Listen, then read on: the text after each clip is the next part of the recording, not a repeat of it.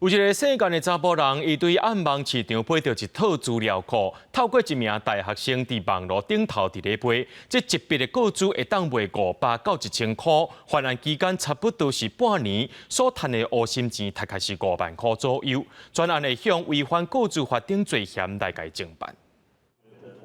社群平台大大被告主强调，全台民众的资讯拢会当查得到，名、电话、身份证，甚至工作场所地址全列伫标配。照需求的无共，也推出各种套餐，连即时电话也讲排着。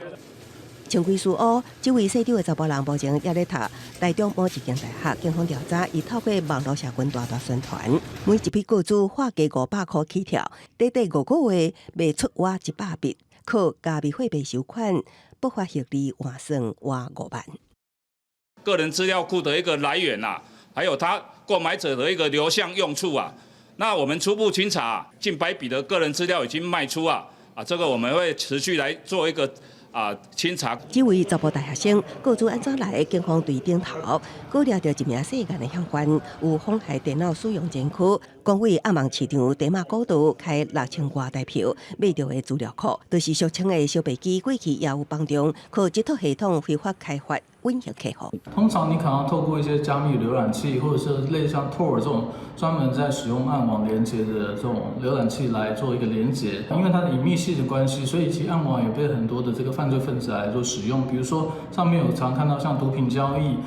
非法的洗钱。专家表示，暗网稳定性悬，合法非法交易拢有。过去也捌出现为暗网被告资，一位姓地工程师讲是为着好耍，都伫类似论坛开大约15万的台票，买超过2300万笔咱国民众的户籍资料，最后是原起诉处分。即摆涉案2个人偷告资做无本的生意，警方唔但要查告资流向，也要厘清敢是有人变做偷卖告资之下的受害者。记者综合报道。